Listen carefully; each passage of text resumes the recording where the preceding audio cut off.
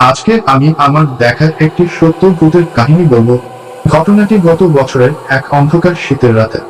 অবশ্য ভূতের ঘটনাগুলো সাধারণত অন্ধকার রাতেরই হয়ে থাকে। জৈবক সেই রাতের 2 দিন আগে আমি গিয়েছি দাদু বাড়িতে।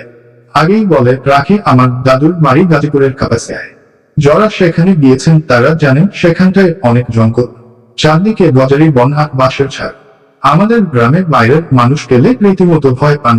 তার উপর সেখানে নেই ইলেকট্রিসিটি, ফলে গ্রামটিকে দিনের বেলা যত সুন্দর লাগে রাতের বেলা হয়ে উঠে ততই ভয়ানক আর ভুতুড়ে। তো সেখানে গেলে আমি আর আমার এক চাচাতো ভাই সারাদিন একসাথে ঘুরে বেড়াই। আর আমাদের সাথী হয় ওর সাইকেল আর একটা চার্জার লাইট, যা অনেকটা দূরের বাজার থেকে চার্জ করে আনতে হয়। সেই দিন আমরা দুপুরের দিকে বের হয়েছি। গন্তব্য প্রায় 4 কিমি দূরে একটা কনসার্ট শেষ হতে অনেকটা রাত হয়ে গিয়েছিল। আমরা দুই ভাই বাড়ি ফিরছি। তাড়াতাড়ি পৌঁছার জন্য একটা শর্টকাট রাস্তা ধরলাম। ও সাইকেল চালাচ্ছে আর আমি পিছনে বসে লাইট ধরে আছি। কিছুক্ষণ পর হঠাৎ লাইটের আলোটা ফিউজ হয়ে গেল। আকাশে চাঁদ ছিল না, তাই মুহূর্তের মধ্যেই চারদিক অন্ধকার হয়ে এল। যে রাস্তা দিয়ে যাচ্ছিলাম সেখানটা দিয়ে মানুষ সাধারণত রাতের বেলা চলাচল করত না, কারণ আর একটু সামনেই রয়েছে একটা বাঁশঝাড়। সেই বাঁশঝাড়ের ভিতরে রাস্তার পাশে রয়েছে একটা কবর। সেই কবর আর বাঁশঝাড় নিয়ে গ্রামে নানা ভৌতিক কাহিনী প্রচলিত। চারদিকে ঘুটঘুটে অন্ধকার, তার উপর নির্জন রাস্তা। আমরা ভয় পেয়ে গেলাম, কিন্তু কিছুই করার নেই। অনেক রাত হয়ে গেছে, তাই এই অবস্থাতেই সেই রাস্তা ধরে যাওয়ার সিদ্ধান্ত নিলাম। রাস্তাটি আমাদের ভালোভাবেই চেনা ছিল, তাই অন্ধকারের মধ্যে সে আমাকে নিয়ে সাইকেল চালাতে শুরু করলো। সেই জায়গাটার কাছাকাছি এসে হঠাৎ সাইকেল সহ আমরা পড়ে গেলাম। সাথে সাথেই সমনের কবরের দিক থেকে ভয়ানক জোরে খটখট শব্দ হতে লাগলো। আমরা ভয়ে সাইকেল ফেলে উল্টা দিকে দিলাম গো।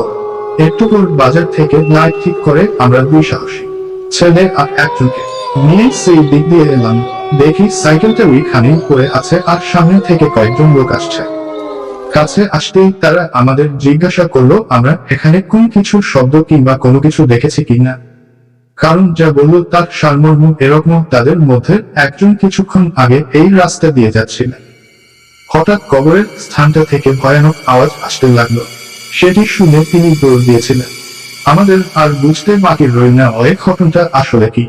জবাবে আমি কিছু বলার আগেই আমার ভাই বলে ফেললো, আমরাও শুনছি সব। তো হ্যালো বন্ধুরা, আপনারা যে গল্পটি শুনলেন, এই গল্প নেক্সট ভিডিওটা পেতে কিংবা গল্পটা শুনতে আপনারা ডাইরেক্ট কমেন্ট বক্সে যে আমাদেরকে কমেন্ট করুন এই ভিডিওর দ্বিতীয় পার্ট 2। তাহলে আমরা অবশ্যই আপনাদের জন্য এই গল্পটির দ্বিতীয় পার্টটি আমরা নিয়ে আসব। এবং আমাদের চ্যানেলটি সাবস্ক্রাইব করবেন এবং পাশে থাকা বেল আইকনটি অলে সেট করে দেবেন। তাহলে আমরা যখনই ভিডিওটি ছাড়বো তাহলে আপনাদের কাছে সঙ্গে সঙ্গে পৌঁছে যাবে। আপনারা যদি ভূতের ভিডিওগুলো পেতে ইচ্ছুক হন তাহলে আমাদের চ্যানেলটি অবশ্যই সাবস্ক্রাইব করবেন।